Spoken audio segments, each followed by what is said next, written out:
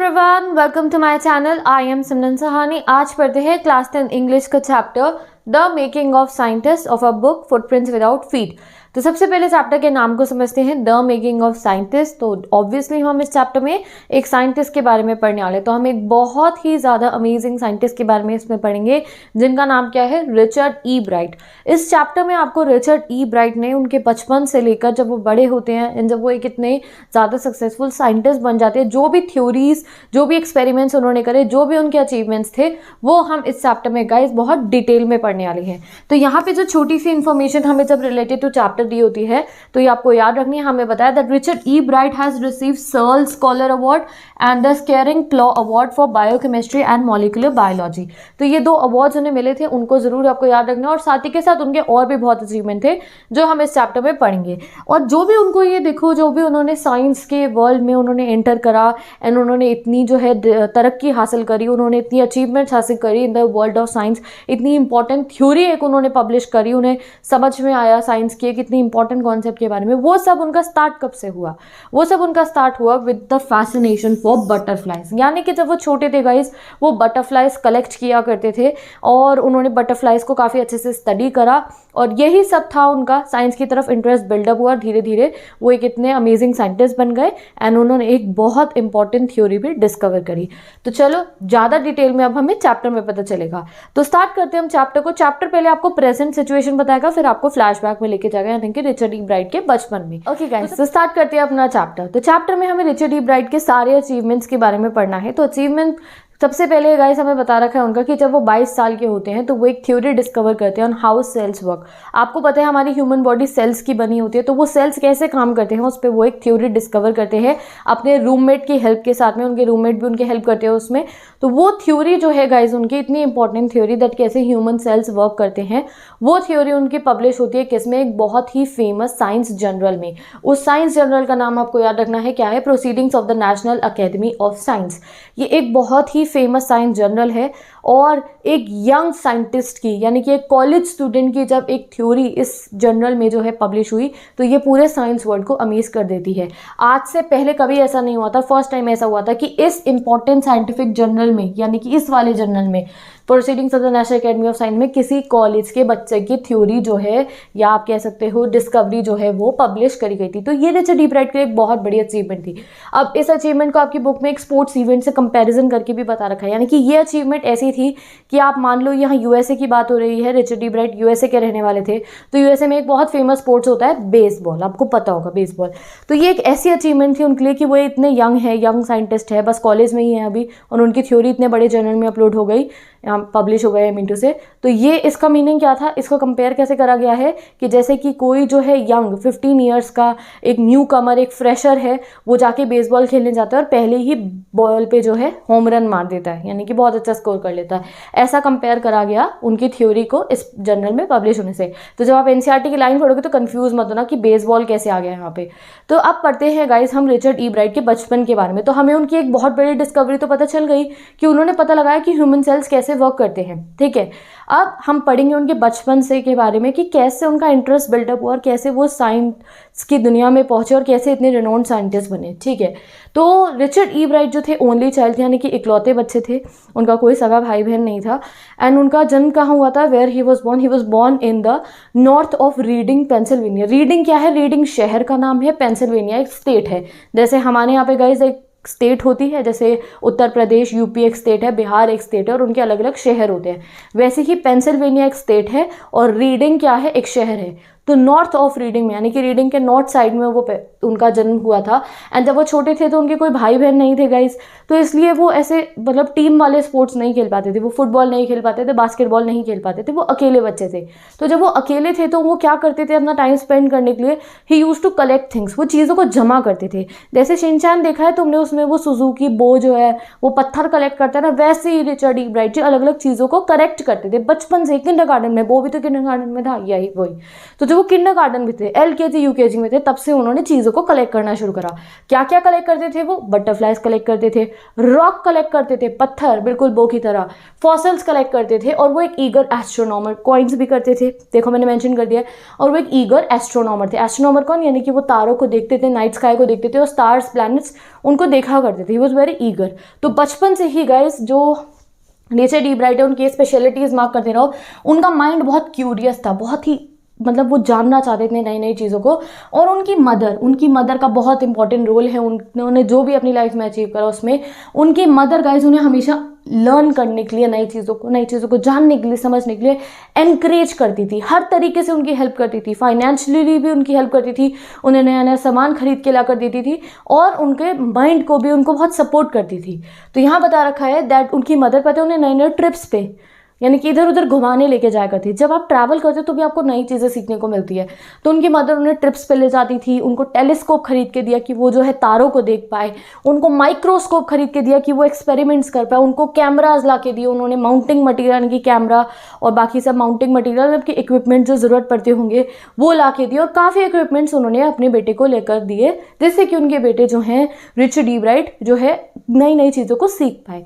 तो उनकी मदर जो थी उनकी बहुत अच्छी फ्रेंड थी। और जब जो है रिचर्ड ई ब्राइट स्कूल में एडमिशन हो जाता है तो और जब वो स्कूल में आते थे तब भी उनकी मदर जो है क्या करती थी, उनके दोस्तों को उनके घर बुलाती थी, so that Richard E Bright mix up हो पाए बच्चों से, ठीक है। बट गाइज अनफॉर्चुनेटली जब रिचर्ड ई ब्राइट 3rd ग्रेड में आते हैं, यानी कि वो 3rd क्लास में जब आते हैं तो उनके फादर की गाइस डेथ हो जाती है। और उसके बाद से Richie was my whole life. ये बात किसने बोली? ये बात बोली रिचर्ड ई ब्राइट की मदर ने। बीच बीच में उनके मदर की बातें बताई गई हैं दैट, और उनकी बातें बताई गई हैं ऐसे इन्वर्टेड कॉमास में। उनकी मदर बताती है कि उनके फादर के जाने के बाद रिचर्ड ई ब्राइट उनकी पूरी लाइफ बन जाते हैं। तो वो अपने बेटे को प्यार से क्या बोलती थी? रिची बोलती थी। तो 3rd ग्रेड। अब एक चीज़ मैं आपको अभी यहीं चैप्टर में बता रही हूँ, हमें पूरे चैप्टर में काम आने वाली है। ये जो इंटरनेशनल सिस्टम होता है, जैसे हमारे यहाँ पे हम बोलते हैं 3rd क्लास, अभी आप 10th क्लास में हो, बट वहाँ बाहर के देशों में क्लास की जगह गाइस ग्रेड यूज़ करा जाता है। तो यहाँ पे मैं एक पिक्चर शो कर रही हूँ आपको, जिससे आपको स्कूल का सिस्टम समझ में आए। तो सबसे पहले तो गाइस किंडरगार्टन ही होता है, जिसमें UKG to LKG होती है, ठीक है।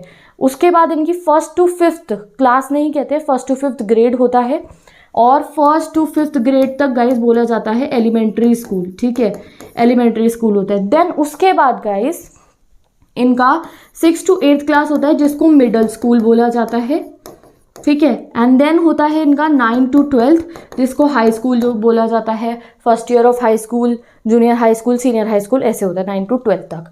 तो ये होता है इंटरनेशनल सिस्टम में स्कूल की, आप कह सकते हो, ऐसे हम क्लासेस को आइडेंटिफाई करते हैं।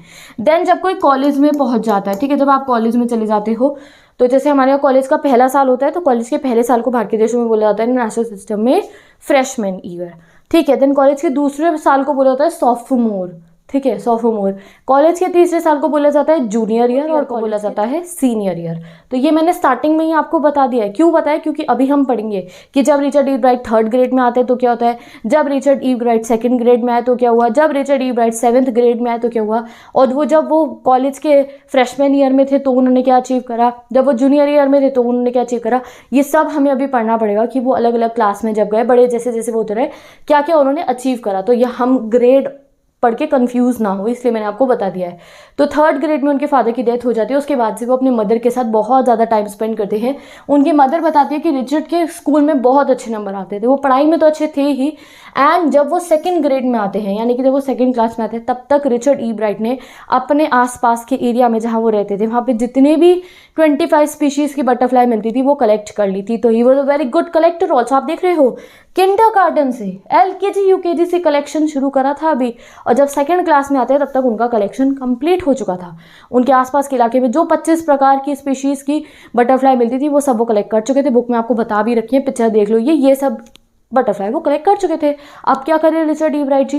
तो उनकी मदर जैसे कि उनको एनकरेज करती थी ना नई नई चीज़ों को सीखने के लिए, अब उनकी मदर क्या करती है गाइस, अब रिचर्ड ई ब्राइट के लिए तो एंड हो गया था उनका बटरफ्लाई कलेक्शन, अरे भैया सारी कलेक्ट कर लिए, बट उनकी मदर क्या करती हैं, उनकी मदर उनके लिए उसी समय पे एक बच्चों की बुक लेकर आती हैं, और उस बुक का नाम था the travel of monarch x. Monarch क्या है? मोनार्क एक बटरफ्लाई होती है, ये सुंदर सी बटरफ्लाई को मोनार्क बटरफ्लाई बोला जाता है। तो ये एक बुक ला के देती हैं उनकी मदर उनको। अब ये बुक बहुत स्पेशल बुक थी, ठीक है। इस बुक में बताया गया था और रिसर्च करी जा रही थी इस बुक में, उसके सबके बारे में बताया गया था क्या कि मोनार्क बटरफ्लाई कैसे सेंट्रल अमेरिका में माइग्रेट करती है। अब देखो आपको पता है ये जो बर्ड्स और एनिमल्स होते हैं, कुछ कुछ इंसेक्ट होते हैं, ये एक रीजन से दूसरे रीजन में चले जाते हैं, ठीक है, इसको माइग्रेशन बोला जाता है। तो वैसे ही अब इस बुक में बताया गया था कि कैसे जो ये मोनार्क बटरफ्लाई है ये माइग्रेट करके सेंट्रल अमेरिका जाती हैं।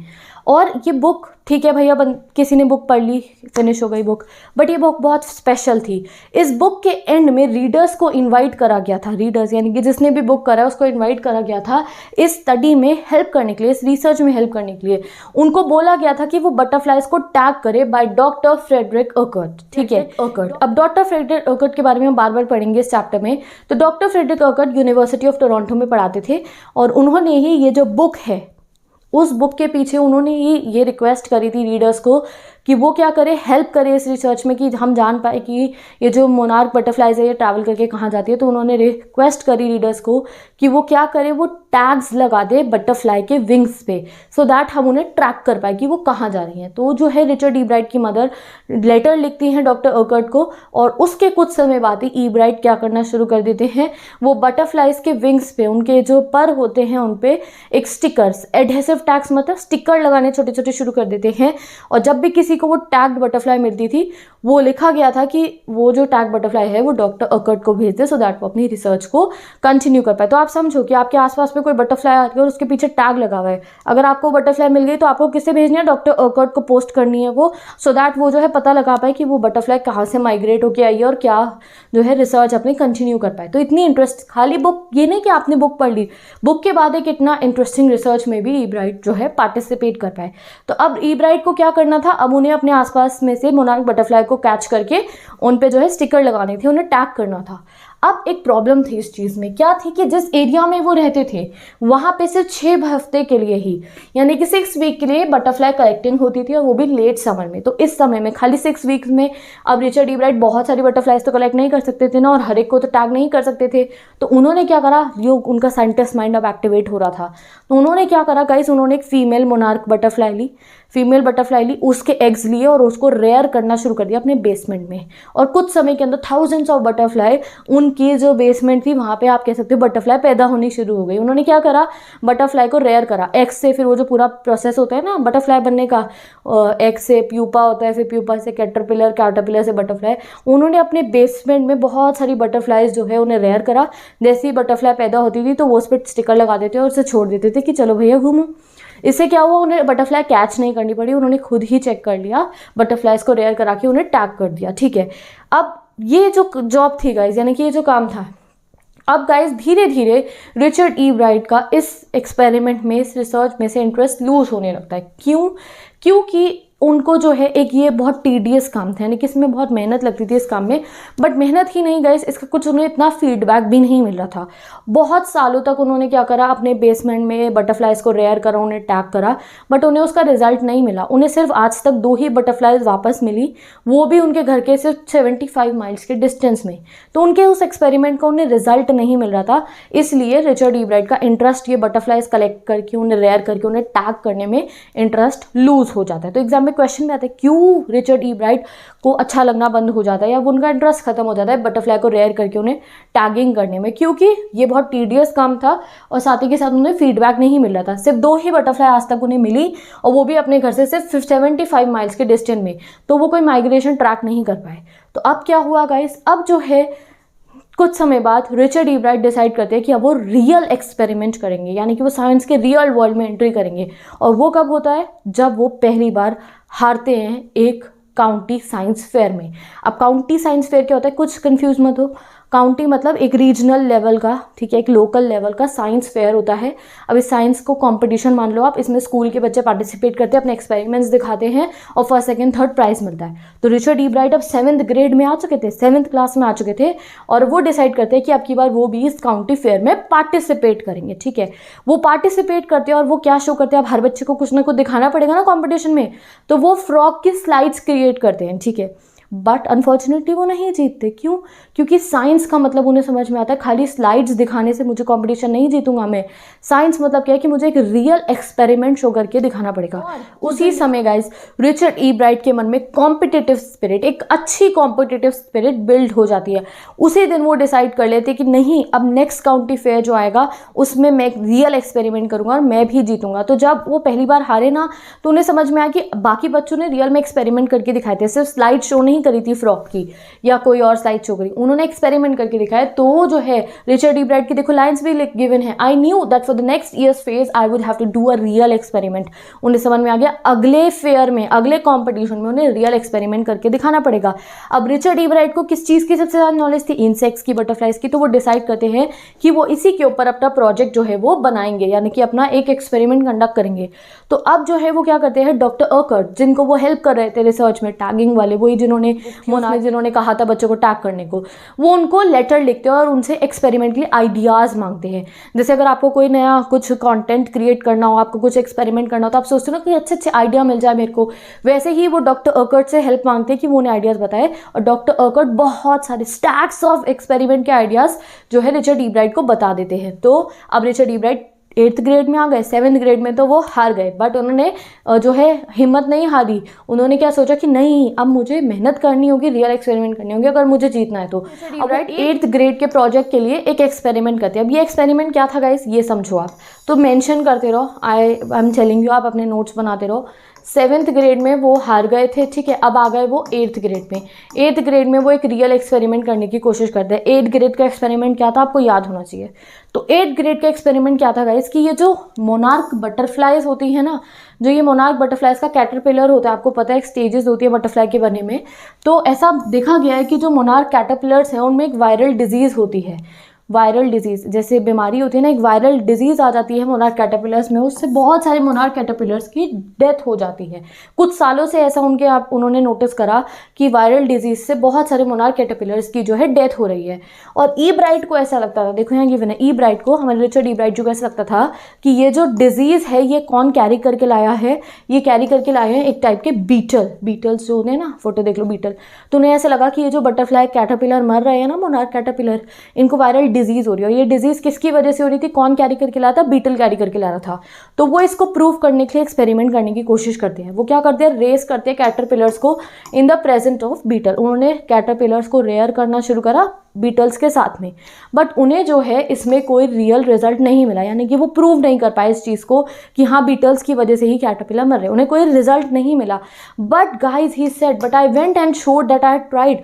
बट उन्होंने ये जो एक्सपेरिमेंट करा उसको शो करा कि अच्छा मैंने ट्राई तो करा है, कि मैंने बीटल्स के साथ में कैटरपिलर को रेयर करा, बस उन्होंने ये चीज़ शो करी और this time he won. Richard E Bright को अब की बार जो है वो जीत जाते हैं। देखो उनकी डिटर्मिनेशन, पिछली बार वो हारे तो उन्होंने सोचा मैं रियल एक्सपेरिमेंट करूँगा, उन्होंने एक्सपेरिमेंट करा, चाहे उन्हें रिजल्ट नहीं मिला बट वो जीत गए, ठीक है। तो उन्होंने 8th ग्रेड का एक्सपेरिमेंट उनका क्या था कि उन्हें लगा कि जो मोनार्क कैटरपिलर्स है वो बीटल की लाई हुई डिजीज से मर रहे हैं, तो बीटल के साथ उन्होंने मोनार्क कैटरपिलर को रेयर करा, बट कोई रिजल्ट नहीं मिला। वो प्रूव नहीं कर पाए इस बात को कि बीटल्स की वजह से वो डिजीज आ रही है, बट फिर भी वो साइंस फेयर तो जीत जाते हैं।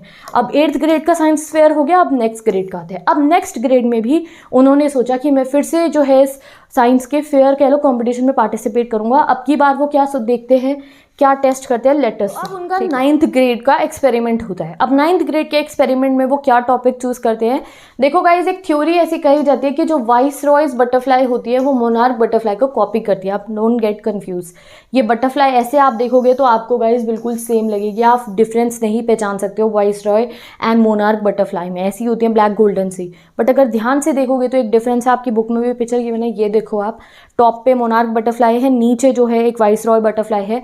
वाइसरॉय बटरफ्लाई के यहाँ वेन्स पे एक लाइन होती है, वो मोनार्क वाले में नहीं होती। तो जो ये मोनार्क एंड वाइसरॉय बटरफ्लाई हैं इनमें डिफरेंस है, ठीक है, मोनार्क है एक वाइसरॉय है। तो ये जो कहा जाता है कि जो वाइसरॉय बटरफ्लाई है, जो नीचे वाली बटरफ्लाई जो हम ब्लू पिक्चर में गिवन है, ये वाइसरॉय बटरफ्लाई मोनार्क बटरफ्लाई को कॉपी करती हैं। और ये थ्योरी ऐसा मतलब बोला गया है, माना जाता है ये कि ये वाइसरॉय बटरफ्लाई जो है मोनार्क बटरफ्लाई को कॉपी करती है। अब क्यों कॉपी करती है, क्योंकि ये मोनार्क जो है वो don't taste good to the birds, यानी कि बर्ड्स आपको पता है ना बटरफ्लाई को खा जाती हैं। तो ये जो मोनार्क बटरफ्लाई है, ऐसा थ्योरी बनी हुई है कि मोनार्क बटरफ्लाई को बर्ड्स नहीं खाते हैं, क्योंकि मोनार्क बटरफ्लाई को ये टेस्टी नहीं लगती है, तो वो उन्हें नहीं खाते। तो इसलिए जो वाइसरॉय बटरफ्लाई है ना, वो मोनार्क बटरफ्लाई की तरह बनने की कोशिश करती है, क्योंकि उन्हें पता है कि अगर बर्ड को लगा कि ये मोनार्क बटरफ्लाई है तो वो उसे नहीं खाएगी। तो इस थ्योरी तो पता है, ये एक थ्योरी है, तो इस थ्योरी को वो अपना प्रोजेक्ट बनाते हैं रिचर्ड ई ब्राइट, और इस पे एक्सपेरिमेंट करते हैं। अब थ्योरी तो हो गई, बट उससे प्रूफ तो करना पड़ेगा ना कि हाँ ऐसा है भी या नहीं है। किसी ने थ्योरी बना दी कि वाइसरॉय बटरफ्लाई मोनार्क बटरफ्लाई को कॉपी करती है, क्योंकि मोनार्क्स को बर्ड्स नहीं खाती है, तो वाइसरॉय मोनार्क को कॉपी करने की कोशिश करती है जिससे कि बर्ड उन्हें ना खाए। तो रिचर्ड ई ब्राइट डिसाइड करते हैं कि इस थ्योरी को प्रूफ करने की कोशिश करता हूँ कि ये सही भी है या नहीं है। तो Ebright's project was to see whether in fact birds would eat monarchs और नॉट। तो रिचर्ड ई ब्राइट क्या देखते हैं, वो क्या सोचते हैं कि मैं एक प्रोजेक्ट बनाता हूँ जिसमें चेक करता हूँ कि मोनार्क बटरफ्लाई जो है, जैसा कहा जा रहा है कि बर्ड को मोनार्क का टेस्ट अच्छा नहीं लगता, कि बर्ड्स मोनार्क को खाती हैं या नहीं खाती है। और ही फाउंड, और उन्हें एक बहुत ही अलग बात पता चलती है, दैट एक स्टारलिंग एक टाइप की बर्ड है, या फोटो देख लो, ये जो स्टारलिंग बर्ड है ये किसी ऑर्डिनरी बर्ड फूड को नहीं खाती है, बट ये सभी प्रकार की मोनार्क बटरफ्लाइज को खा जाती है। ठीक है, तो इससे ये प्रूफ हो गया कि ये कहना कि मोनार्क बटरफ्लाई जो है उसको बर्ड्स नहीं खाती हैं, ये गलत है, ये सही नहीं है। इससे गाइस ये प्रूफ हो गया कि ये बात नहीं है कि मोनार्क बटरफ्लाइज को बर्ड्स नहीं खाती है। ये जो स्टारलिंग बर्ड है इसने बहुत मज़े से मोनार्क बटरफ्लाई को खा लिया। बट रिचर्ड ई ब्राइट ने ये कहा अपनी लेटर इन द रिसर्च, देखो यहाँ मैंने बुक की लाइन ही लिखी है, Ebright said later that research by other people showed that the viceroys probably do copy the monarch। But हाँ ये बात बिल्कुल सच है दैट जो वाइसरॉय बटरफ्लाई है ये मोनार्क बटरफ्लाई की कॉपी करती हैं। क्यों कॉपी करती है उसका रीज़न नहीं पता चल पाया। रीज़न क्या कह रहे थे, कॉपी इसलिए करती है जिससे कि ये बर्ड का खाना ना बने, क्योंकि बर्ड मोनार्क्स नहीं खाती है, तो वाइसरॉय ने मोनार्क को कॉपी करना शुरू कर दिया। बट जब रिचर्ड ई ब्राइट ने ये एक एक्सपेरिमेंट करा तो उन्हें पता चला स्टारलिम नाम की जो ये बर्ड है वो किसी बर्ड फूड को नहीं खाती, बट मोनार्क को तो आराम से खा लेती है। अब ये जो उनका प्रोजेक्ट था guys, it was placed first in the zoology division and third overall in the county science fair. अब की बार जब इन्होंने ये प्रोजेक्ट शो करा, मोनार्क एंड वाइसरॉय बटरफ्लाई वाला है, ये एक बहुत बड़ा अचीवमेंट था उनके लिए। उन्हें थर्ड प्लेस मिली ओवरऑल काउंटी फेयर में, पूरे काउंटी साइंस फेयर में तो उन्हें थर्ड प्राइज मिला, बट अगर खाली जूलॉजी डिपार्टमेंट का देखें तो उसमें उन्हें फर्स्ट प्राइज मिल जाता है ये वाला एक्सपेरिमेंट शो करके। अब मूव करते हैं गाइस नेक्स्ट एक्सपेरिमेंट पे। अब अगला साल जब आता है फेयर का तो वो क्या एक्सपेरिमेंट करते हैं। नेक्स्ट क्लास स्टार्ट होती है रिचर्ड ई ब्राइट की। कौन सी क्लास है? 10th क्लास है। 10th क्लास कैसे आप यहाँ पढ़ सकते हो, second year of high school. तो मैंने आपको बताया था हाई स्कूल चलता है 9 to 12 तक, तो 9th हो गया first year of high school, 10th हो गया second year of high school. ठीक है, तो जब वो 10th क्लास में आते हैं तो अब की बार वो अगेन डिसाइड करते हैं कि वो एक और एक्सपेरिमेंट करेंगे काउंटी फेयर के लिए। अब की बार वो क्या डिसाइड करते हैं कि वो रिसर्च करते हैं एक अननोन इंसेक्ट हार्मोन पे, एक अननोन इंसेक्ट हार्मोन पे वो रिसर्च करते हैं। एंड वही जब वो रिसर्च करते हैं उसी से इनडायरेक्टली वो एक न्यू थ्योरी भी निकाल लेते हैं द लाइफ ऑफ सेल पे। वही जो उनकी सबसे फेमस थ्योरी है ना, दैट हाउ सेल्स वर्क, वो यहीं से उनका जो है स्टार्ट हो जाता है उस पर काम शुरू। ठीक है, the question he tried to answer was simple, what is the purpose of 12 tiny gold spots on a monarch pupa. यहाँ पिक्चर देखो, ये मोनार्क बटरफ्लाई का प्यूपा है। अब इस पर टाइनी 12 गोल्ड स्पॉट्स हैं, तो उन्होंने ये क्वेश्चन को आंसर करने की कोशिश करी कि ये टाइनी गोल्ड स्पॉट्स क्यों हैं। अब ऐसा कहा जाता था कि एवरीवन अज्यूम्ड, सब लोग ये सोचते थे कि ये बस ऑर्नामेंटल है, ये सिर्फ सजावट के लिए है। बट डॉक्टर अर्कर्ट, वही डॉक्टर जिनसे वो शुरू से टच में हैं, जिनसे वो शुरू से कांटेक्ट में है और उनसे उन्होंने काफ़ी सीखा, एक्सपेरिमेंट्स के बारे में जाना, तो वही डॉक्टर जो है वो भी नहीं मानते थे कि ये सिर्फ ऑर्नामेंटल है। तो रिचर्ड ई ब्राइट ने इस क्वेश्चन को आंसर करने के लिए एक्सपेरिमेंट करा। ई ब्राइट अपने एक और एक्सीलेंट साइंस स्टूडेंट के साथ, अपने एक और साइंस का एक अच्छा स्टूडेंट के साथ मिलकर एक डिवाइस बनाते हैं जो शो करता है दैट ये जो स्पॉट्स हैं, ये जो मैंने अभी आपको शो करे, ये स्पॉट जो हैं एक पर्टिकुलर टाइप का हार्मोन सिक्रीट करते हैं जो पूरे बटरफ्लाई के डेवलपमेंट में हेल्प करता है। तो ये नहीं है कि इसे सजावट के हैं ये गोल्डन स्पॉट्स, ये क्या है, ये एक ऐसा हार्मोन सिक्रीट करते हैं गोल्डन स्पॉट जिससे पूरे बटरफ्लाई का जो है डेवलपमेंट होता है। अब ये जो प्रोजेक्ट उन्होंने करा गाइस, इस प्रोजेक्ट को फर्स्ट प्लेस मिल जाता है उनका काउंटी फेयर में। देखो लास्ट ईयर भी जब उन्होंने प्रोजेक्ट में पार्टिसिपेट करा तो फर्स्ट प्राइज नहीं मिला था काउंटी फेयर में। काउंटी फेयर में तो थर्ड मिला था, जूलॉजी डिपार्टमेंट में फर्स्ट मिला था। बट ये वाला एक्सपेरिमेंट करने के बाद रिचर्ड ई ब्राइट जीत जाते हैं पहला prize in the county science fair, और इससे उन्हें international science and engineering field में एंट्री मिल जाती है।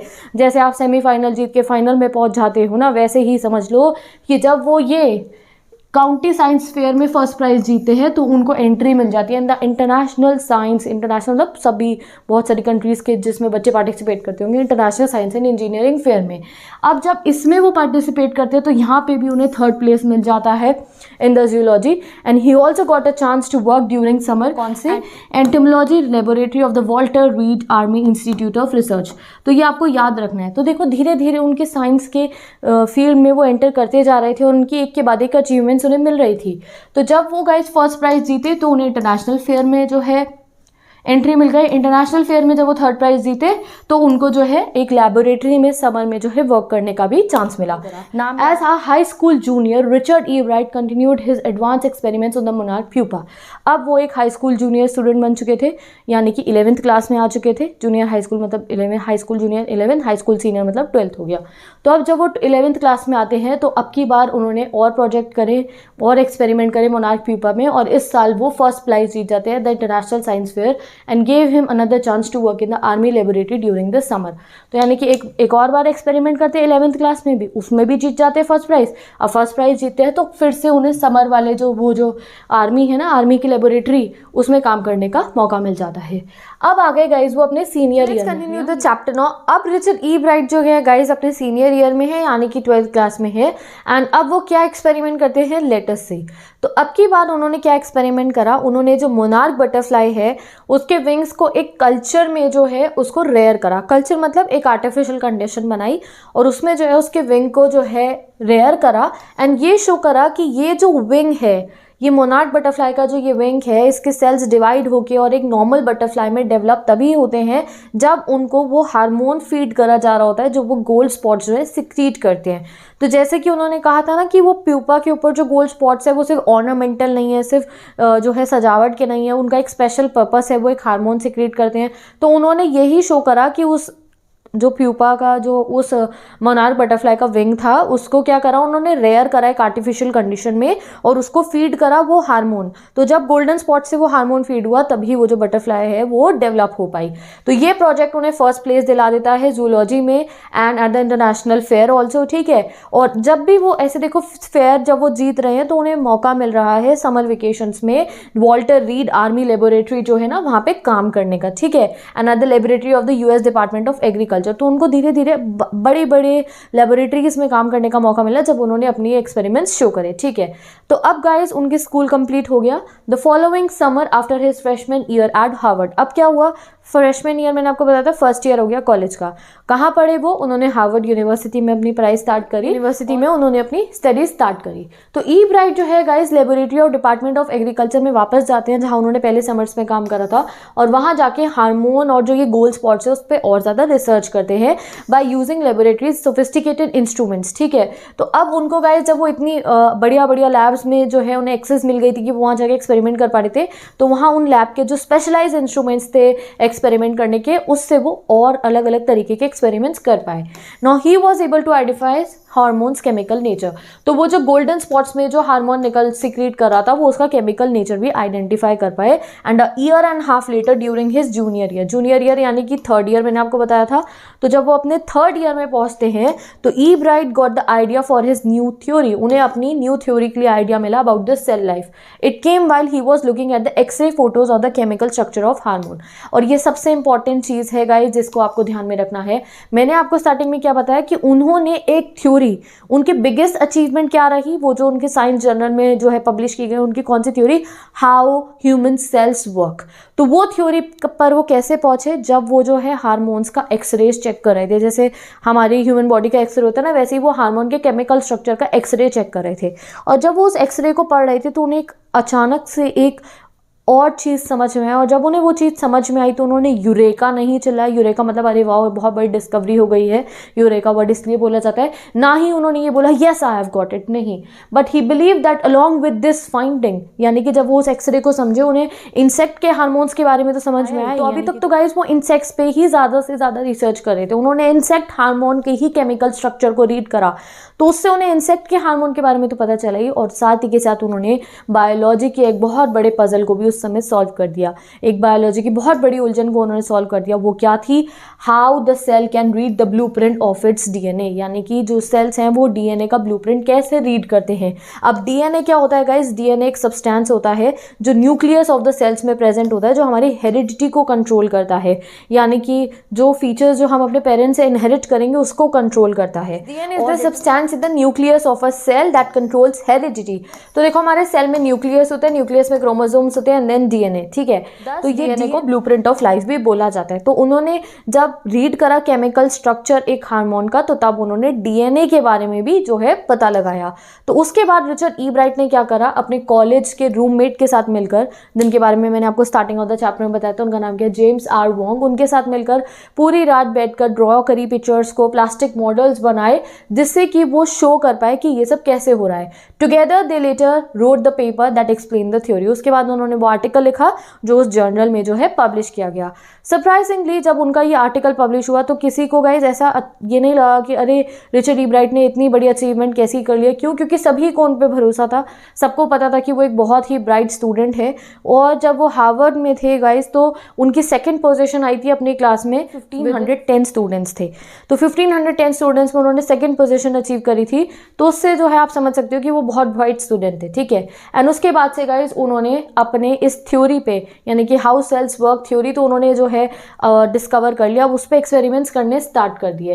एंड अगर उनकी थ्योरी करेक्ट प्रूव हुई तो उससे क्या होगा, ये बहुत बड़ा स्टेप होगा in the understanding the process of life. You know the importance of DNA guys, DNA is blueprint of our life. तो अगर वो इस चीज़ को समझ जाएंगे तो उससे हमें बहुत हेल्प मिली, किस में, नए नई डिजीजेस के इलाज निकालने में, एंड सो ऑन, ठीक है। तो ऑल ऑफ दिस, ये जो इतनी बड़ी डिस्कवरी थी, हाउ सेल्स वर्क, ठीक है, DNA is the blueprint of life, कैसे जो है ये सब वर्क होता है, ये जो डिस्कवरी उन्होंने करी, it all started with E bright scientific curiosity. उनको साइंटिफिक क्यूरियोसिटी थी। उन्होंने ये नहीं देखा कि अब ये जो हमारा, जब उनको पहली बार जब पता चला कि साइंस मतलब क्या है, एक्सपेरिमेंट करना, तो देखा आपने उन्होंने इंसेक्ट, जब उनको इंसेक्ट से ही स्टार्टिंग से उन्होंने बटरफ्लाई कलेक्ट करी थी, तो उन्होंने मोनार्क एंड वाइसराय बटरफ्लाइज पे ही कितना ज़्यादा जो है रिसर्चेस करी। वो उनकी क्यूरियोसिटी तो थी कि उन्हें जानना था कि गोल्ड स्पॉट्स क्यों हैं, गोल्ड स्पॉट्स खाली सजावट के नहीं है, कुछ होगा इनमें प्रॉपर, कुछ तो इनका काम होगा। पता चला हार्मोन सिक्रीट होता है, फिर हार्मोन का केमिकल स्ट्रक्चर चेक करा तो डीएनए ऑफ लाइफ के बारे में पता चला, यानी कि DNA is the blueprint of life, और कैसे सेल को जो है डीएनए जो है सारी इन्फॉर्मेशन देता है, वो सब उन्हें पता चला। तो ये सब उनका क्यूरियस माइंड ही था जिसकी वजह से वो इतना सब कुछ अचीव कर पाए। अब गाइज रिचर्ड ई ब्राइट खाली साइंस की तरफ ही आप कह सकते हो कि वो सिर्फ साइंस के वर्ल्ड में ही ब्राइट नहीं थे। इनफैक्ट रिचर्ड ई ब्राइट जो थे एक बहुत अच्छे डिबेटर भी थे और पब्लिक स्पीकर भी थे। तो he was a very good speaker also, and एक कैनोइस्ट, कैनोइस्ट एक कैनोइंग होती है, एक टाइप की बोट होती है, तो वो एक बहुत अच्छे कैनोइस्ट भी थे। वो एक ऑल राउंडर थे गाइस, ठीक है, और वो बहुत अच्छे एक्सपर्ट फोटोग्राफर भी थे। अब आगे हमें बता रखा है रिचर्ड ई ब्राइट के बारे में बाकी बातें, यानी कि उनकी साइंटिफिक अचीवमेंट्स तो हमने पढ़ लिया। अब जैसे मैंने आपको बताया वो अच्छे डिबेटर भी थे, पब्लिक स्पीकर भी थे, कैनोइस्ट भी थे, तो उनका और बाकी लाइफ के बारे में बता रखा है। तो सबसे पहले हमें बता रखा है कि वो हाई स्कूल में स्ट्रेट ए स्टूडेंट रहे, 9 to 12 तक वो एक स्ट्रेट ए स्टूडेंट थे, और उनकी स्पीकिंग बहुत अच्छी थी, उनकी लर्निंग बहुत अच्छी थी, तो इसलिए उन्होंने 2 क्लब्स में भी पार्टिसिपेट करा था, debating and model United nation clubs में, जहाँ पे वो जो है अलग अलग स्पीचेस लिखते थे, बोलते थे, ठीक है। He also found someone to admire, ठीक है, वो किसी को एडमायर भी करते थे। किसे एडमायर करते थे वो? रिचर्ड ई व्हीयर, वो उनके सोशल स्टडीज़ के टीचर थे, और उनको एडवाइस उन्होंने ही करा था इन क्लब्स में पार्टिसिपेट करने के लिए, ठीक है। Mister Weaver was the perfect person for me then, he open my mind to new ideas. तो वो सिर्फ साइंस ही नहीं, बाकी आइडियाज़ के लिए भी जो उनके सोशल स्टडीज़ के टीचर थे, वो उनके माइंड को, वो कहते हैं कि उन्होंने मुझे नए नए आइडियाज़ दिए। Richard would also give that extra effort, mister wearer said. तो मिस्टर वियरर भी अपने स्टूडेंट रिचर्ड की बहुत तारीफ करते हैं। उन्होंने कहा कि रिचर्ड हर काम के लिए एक्स्ट्रा एफर्ट करने के लिए तैयार होते थे। सबसे अच्छा उन्हें क्या लगता था रिचर्ड के बारे में, कि वो पूरी रात बैठकर डिबेट करते थे, रिसर्चेस करते थे, और बिसाइड वो साथ के साथ बटरफ्लाइज के ऊपर अपने एक्सपेरिमेंट भी करते रहते। तो यहाँ एक ऑलराउंडर है, ठीक है।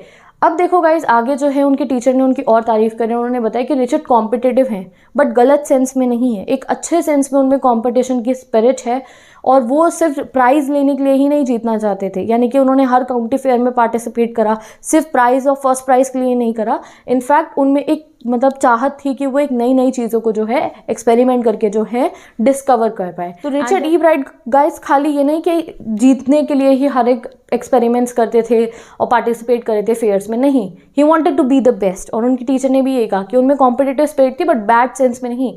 ही wanted to be good, he wanted to be the best, वो हर बार एक नया अलग एक्सपेरिमेंट करते थे एंड वो उसमें सक्सेसफुल भी होते थे। अब लास्ट में हमें बताया गया है ingredients in making of a scientist, कैसे अच्छा साइंटिस्ट बनता है। तो सबसे पहले स्टार्ट करना होगा फर्स्ट रेट माइंड से, यानी कि एक अच्छे माइंड से। उसमें ऐड करनी होगी क्यूरियोसिटी। सिर्फ माइंड ही आपका शार्प नहीं होना चाहिए, आप क्यूरियस भी होने चाहिए कि कैसे चीज़ें हो रही हैं, हाउ थिंग्स वर्क। आप में जानने की चाहत होनी चाहिए and mix in the will to win for the right reasons, and सही रीजंस के लिए जीतने के आपके अंदर विल होनी चाहिए, इच्छा होनी चाहिए। Ebright has these qualities, Ebright पे सारी ये क्वालिटीज थी। From the time the book the travel of the monarch X open the world of science to him, जब से ई ब्राइट के लिए साइंस का वर्ल्ड ओपन हुआ था ना वो मोनार्क वाली बुक से, उसी दिन से रिचर्ड ई ब्राइट में ये सब जो थी क्वालिटीज़ थी। उन्होंने क्यों करा ट्रैक बटरफ्लाइज को? क्योंकि वो क्यूरियस थे। वो अपनी मदर को ये भी कह सकते थे नहीं करना मुझे बटरफ्लाइज को टैग नहीं। उनको तो ये लगा कि अरे मैं 6 हफ्ते में सारी बटरफ्लाइज नहीं पकड़ सकता हूँ, तो उन्हें बटरफ्लाइज को रेयर करना शुरू कर दिया अपने बेसमेंट में। तो उनमें क्यूरियोसिटी भी थी और वो जीतना भी चाहते थे सही रीजंस के लिए। यही सब इंग्रेडिएंट्स थे जिन्होंने उन्हें एक साइंटिस्ट बनाया, एक ब्रिलियंट साइंटिस्ट बनाया। Richard E bright has never lost his scientific curiosity, उनकी साइंटिफिक क्यूरियोसिटी कभी खत्म नहीं हुई। विद दिस ये चैप्टर कंप्लीट हो गया। चैप्टर के राइटर है रॉबर्ट डब्ल्यू पैटरसन। तो विद दिस आई होप आपको ये चैप्टर से समझ में आ गया होगा। चैप्टर हमारा कंप्लीट हो गया है। मिलते हैं नेक्स्ट वीडियो में जिसमें आपको नेक्स्ट चैप्टर पढ़ाऊंगी। ऐसी आपको क्लास 10 की इंग्लिश पढ़नी है, SST पढ़नी है, साइंस के इंपॉर्टेंट क्वेश्चन देखने हैं, तो description box is filled with the playlist. मिलते हैं नेक्स्ट वीडियो में।